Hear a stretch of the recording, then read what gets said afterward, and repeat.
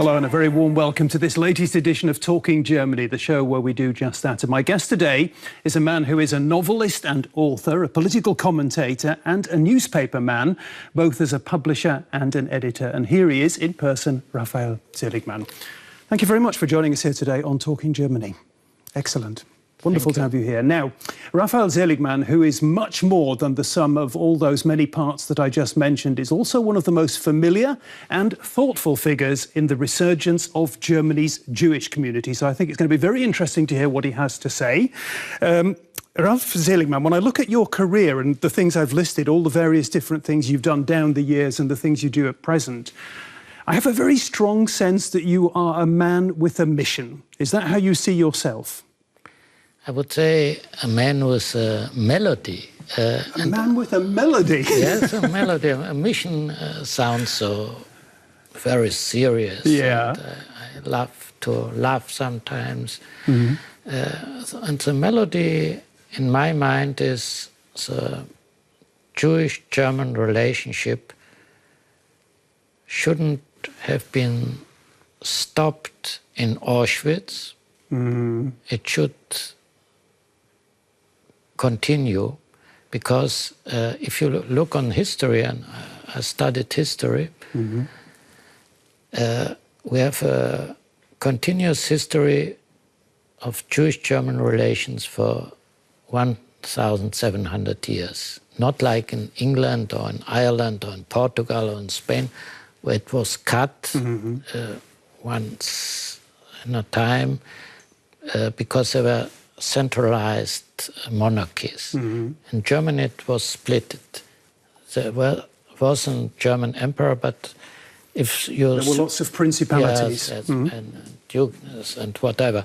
And if they throw out the Jews in Bavaria, they went to, let's say, to Franconia, and from Franconia to Baden, and if they were expelled from Germany at all, they took their language with them. And the Yiddish language is to 85% of German words. Mm-hmm. So there is a connection. And Einstein and Liebermann and Hertz and Marx all were German Jews. Mm-hmm. And I think this history should continue. If not, Hitler and the Nazis would have won. And what's my melody is to try to live on the way. I'm not Heinrich Heine, mm-hmm. but to the live... great German poet. Yeah. Yes. He was Jewish and mm-hmm. then he became Christian, but he remained in his heart a Jew. What I'm trying is to continue this way, to build up again Jewish life in Germany. It's very hard mm-hmm. because we had once more than 500,000 Jews in Germany, and after the war we had, after some years, 25,000. It's 5%. And today? 250,000 is the figure? Today it's 100,000 and some Israeli, so maybe 200,000. It's a neglectable number, but we are trying. It's blossoming. There's a resurgence, there's a renaissance. It's difficult to know which word to use. Yeah, we'll be talking about that shortly. You've had your first impressions there from Rafael Seligman. Here is more.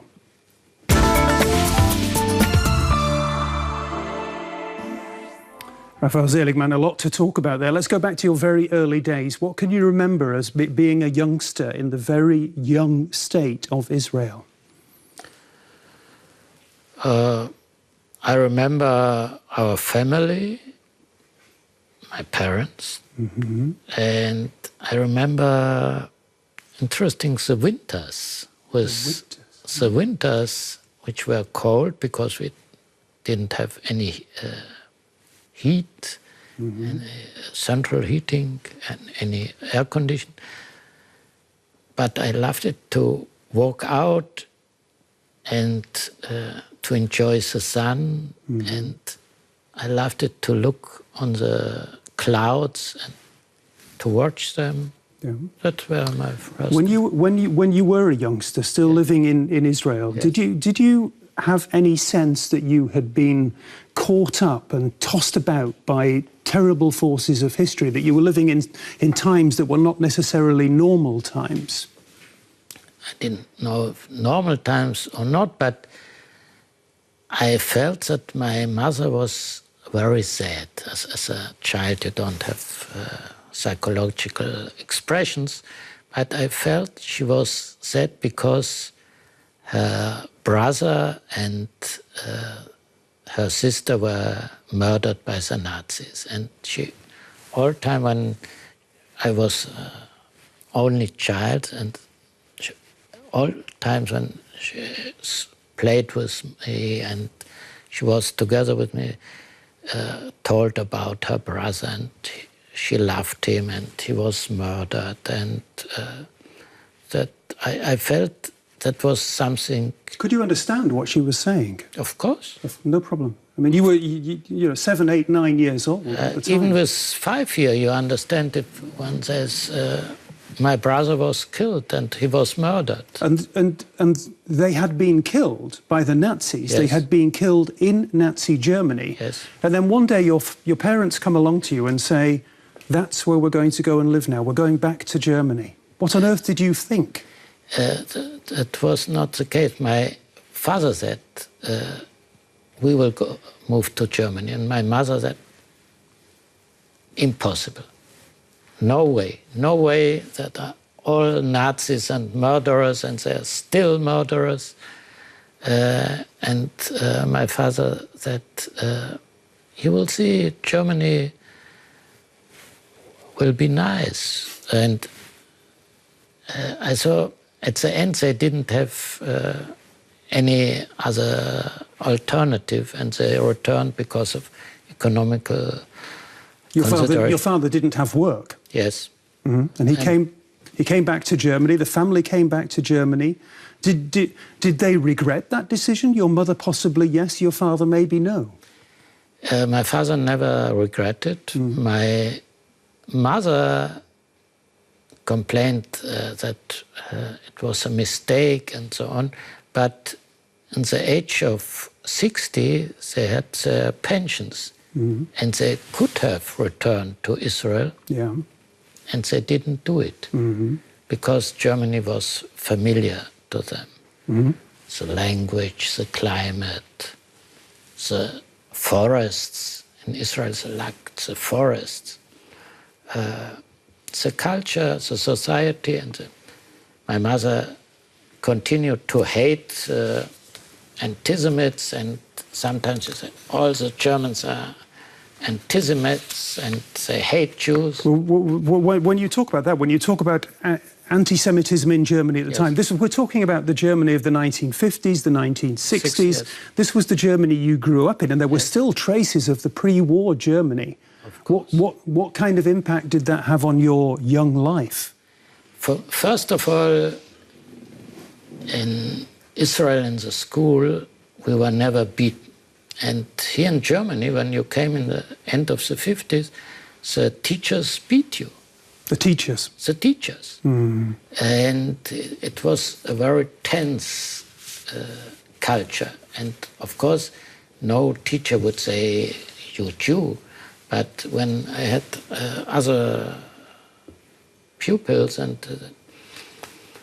to my friend Erwin, yes, if you are not unable to make math, you will not be able to cheat your buyer. So the pupils understood it, and it was not for me, it was not a good time. It was very dense, very... It must have been traumatic. It must have been really traumatic for a youngster. Yeah? Yes. Your parents had told you, and this is the title of your autobiography, you will like Germany. My father. Your father told you you will like Germany. And then you come to Germany and there are all these harsh lessons for you, to put it mildly. Did you as your father had predicted, did you come to like Germany? Not in the first 20 years. It took more than 20 years. It took more than 20 years. I only thought to return to Israel. And when I was 18, I tried to enlist in the Israeli army. And then my father became ill, and you don't leave us alone with all the Nazis. My mother pretended. And so in the age of 30, I had a fellowship, a research fellowship for my PhD to go to Israel. And I thought, maybe I'll stay in Israel. But then I learned that Israel is a military society. It's nothing bad, it's nothing good, but I didn't belong to it. I didn't serve in the army. I feel myself more or less liberal. And in Israel, you can be liberal, but you belong to the same unit between 18 and 50. And if you come there, I have a lot of friends in Israel, but I don't belong to the kern, to the core, the core of the Israeli society. Okay. Something else that we're going to have to talk about once again in a second. Now, we've mentioned it already. The population, the Jewish population in Germany, nationwide is growing. The Jewish population, the Jewish community here in Berlin is also growing. And to get a feel for that community and its history, let's visit now the Jewish Community Centre here in Berlin together with a filmmaker.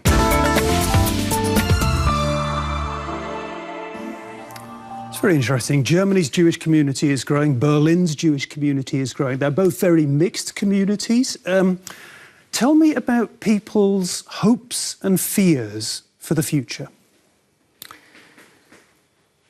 So that's different. There's a lot of elder persons who fear that maybe hatred of Jews will return. Every time when they heard news from the Middle East, or especially when poets or journalists like Günter Grass are telling that Israel is a danger for the world peace and so on, they don't understand it as a critic of Israel, but as an overwhelming critic of the Jews. And I think the younger people, in my mind, I'm feeling like 25. I'm 66, but I'm feeling like 25. Good for you. I think we should take the hope and the optimism. Jewishness is centered around the law, the religious law, not around the Holocaust. The Holocaust is a passive event, or a catastrophe, which happened to the Jewish people, but not a Jewish achievement. The Jewish achievements are the law, religion, tradition, history, culture, science. And I think we should work on the Jewish achievements, also in Germany, also worldwide, and not only to stay in the ghetto of fear. It's inspiring what you're saying. I wonder, however, to what extent, because the people you're talking about the German Jewish or the Jewish German community, however you want to express it. What about the non-Jewish Germans, the broader majority of the community? How much are they helping you to realise the vision you're talking about, or not? The Gentiles understand, if you ask them on Jews, so one's Auschwitz, and on the other hand, Israeli soldiers. But that's it. That's it. But that's not a very broad vision, in Germany are not Israeli soldiers, and thanks God, no more the Nazis. So I'm asking, what's going around in Germany? How can we build a German-Jewish relationship? How can we try to help to build Jewish achievements? And what's the answer to that question? Every man on his place. I'm not Nelson, yeah. but I'm trying to fulfill my duty. And I think as a journalist, as a writer, as an historian, I should write and should try to convince people on my ideas that Jewishness is a broad thing. It's a present. And you have to understand it, and not only to stay with the Holocaust. Well, that's interesting, because when you talk about the Holocaust, there are all sorts of manifestations of Jewish life here in Berlin, cultural and religious, of course. There are restaurants, there are bookshops, but what most visitors to the city see first of all, because it's so big, Holocaust. Rafael he's nodding. It's the Holocaust Memorial near the Brandenburg Gate, right here in the heart of Berlin. Now, the majority of the people that I speak to, they view it as a success, whatever that means. Yeah. We're looking at some images now, Rafael Seligman. Tell me why you maybe you don't view it as a success. Let's put it like that. Yes. Look, they are jumping. If you're a jumper on the stones, it's a success. But I think, of course, you have to memorize the Holocaust and to mourn the victims. That's clear. But we also have to think on ways to develop Jewish life, because we are living. Our duty is to develop and to enrich our life. And the only people who can do that, or it needs communication between members of the Jewish community and members of the non-Jewish community. I can remember back in the 1980s, I can remember meeting Jewish people who would quickly say to me, as soon as there was a basis of trust, who would take me aside and say, "You need to know I'm Jewish, but don't tell anybody else." Yeah? Is that still happening in Berlin today? Because some people say yes, it is, and some people say no, the community is more assertive than that. It depends on your self-confidence. When I came to Germany, and I experienced the same. I had a Jewish comrade in my class, and they said, "Don't call me Moshe, call me Manfred." And I couldn't imagine it was such a nonsense, because all of them knew that he was Moshe. Yeah. And the same thing when I started to write my Jewish contemporary novels in Germany in the 80s. There was nothing, literally nothing. So it was in America, Philip Roth, and in Israel. But in Germany, the Jews wrote only on the Holocaust. Yes, it's correct and legal, but in my generation, thanks God I didn't experience it, I want to know what's going around. How do we live? How do ordinary people live ordinary lives? Yes, and so you had to write about Jewish literature, and I started it, and the German editional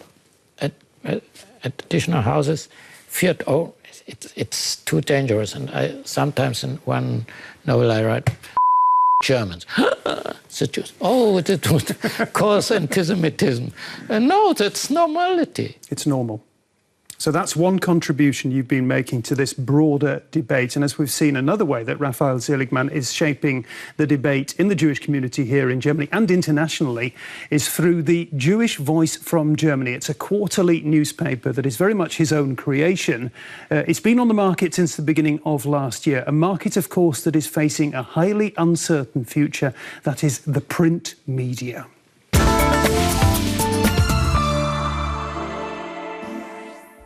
Oh, it's a real crisis for so many people I know who actually work in the newspaper industry. Do you read newspapers at your breakfast table?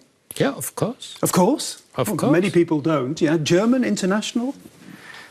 German, and sometimes I read on every Friday The Economist. Okay. In that report, there was a study that was mentioned that said that by 2034 there are no longer going to be any conventional newspapers left in Germany. What would you miss if that were true? That wouldn't be true. That's the same that people will vanish. I heard it since I was a young boy by nuclear war and so on. And I believe that newspaper will remain.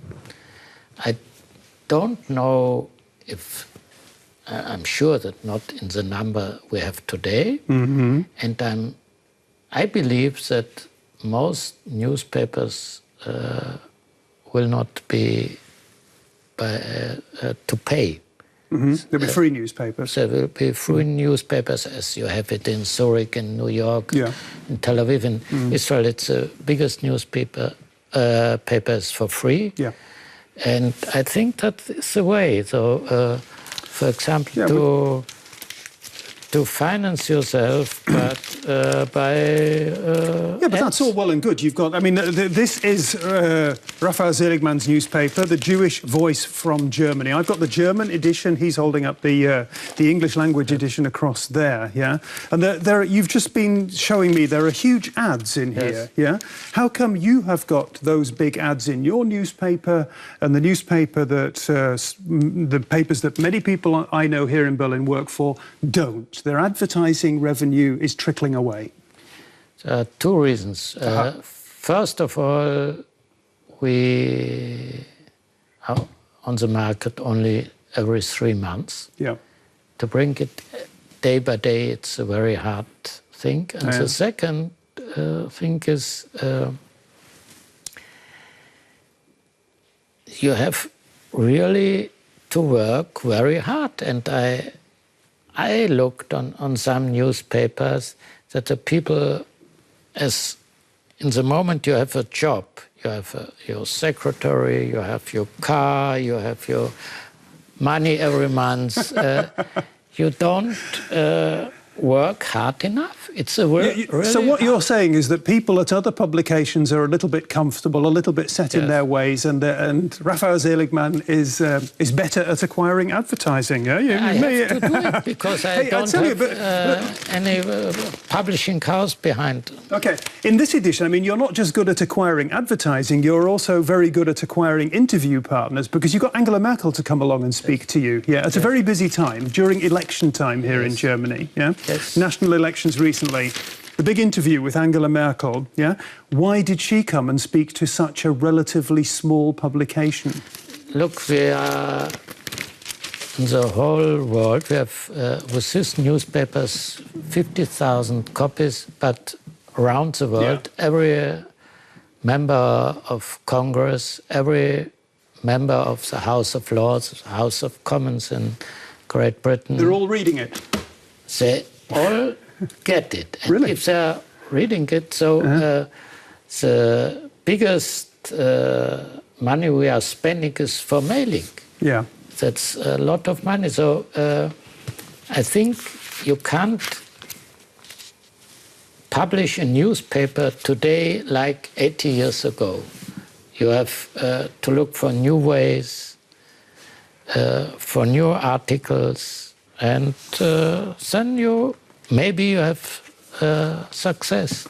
Okay. In Germany, if you want to go to university or college, then in most instances you will first need what's called the Abitur. That's the school leaving certificate or graduation certificate that permits you to do so. However, if you leave school without the Abitur, your prospects are more limited, unless, that is, you go back to school, to night school.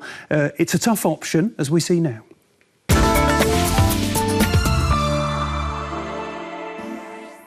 That's a very interesting report, and I hope that things work out well for all the people that we see there in that report, working so very hard for their futures. That's something you'll be able to identify with, because many moons ago, that's a process that you went through as well, this second path to higher education.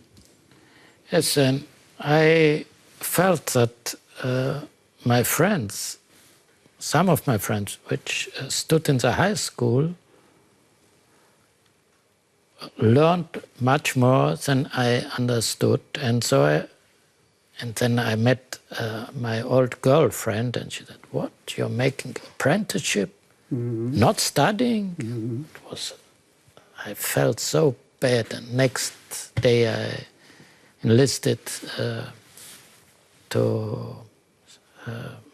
For night school, effectively. How hard did you have to work back then? Because you were working during the day, presumably, as well. Like these people in the report? Yes, but I think if something is very important to you and you are not totally stupid, you can succeed. It's a question of will and energy. And I think in the German system, you have to finish high school as an entrance to university and to higher education. And so you have to do it. There's no other way. Okay. Listen, Rafael Seligman, I still want to come back to the core of our discussion today so far, because we're talking here about education. I know you have 3 children and they're all sort of adult age, so they're past school education. But I'm still trying to work out how normal relations are between the Jewish community in Germany and the rest of the country. And when I go around Berlin and I see the Jewish schools in Berlin, they're all surrounded by high security fences with CCTVs and what have you, What does that tell me about how normal things are in Germany after all these years? That's not a German question, it's a question of security. And this question is not caused because of some neo-Nazis. It's caused the same thing as in London or wherever by Islamic terrorists. Or, for example, in Argentina by the Iranian government. Don't forget it. And so the German police have to shelter the Jewish community, and that's not a question of anti-Semitism into Germany. It's an international question. Are the Western societies or the democratic societies able to safeguard the life not only of the Jews, of the Christians? Look in Egypt. Of everybody? Of everybody, of every man and woman. Okay, interesting answer. Point taken as well. Just before we go, we like to ask our guests to bring along a sort of a cherished possession of theirs, and tell me what you've brought along today. Not an elephant. Not an elephant. No, I'm too small. It's a fountain pen. My fountain pen, and I love to write my articles and especially my books with my pen, because writing is today it's a very technical activity, moving, and it's so aggressive and hard. And I love to feel my senses, to feel my pen, my hand, and the sense of touch. The sense of touch, and to see the ink and lovely. Whatever. And that's the reason. Also, you always speak to reduce the weight of a computer and the size of the computer. No computer is That's your answer. So small. I love it. Thank you very much for that. One question before we go. We normally have a quiz at the end of the show. This is my one question for you today. Is Germany a normal country or an abnormal country? It's so normal or abnormal as any other country around the world. Thank you very much for that. Okay, wonderful. And on that note, I'll have to say that's your lot with Rafael Seligman, an excellent guest. There's more Talking Germany, including my blog and our archive on the website. If you've enjoyed today's show as much as I have, then come back next week. Until then, bye-bye and tschüss.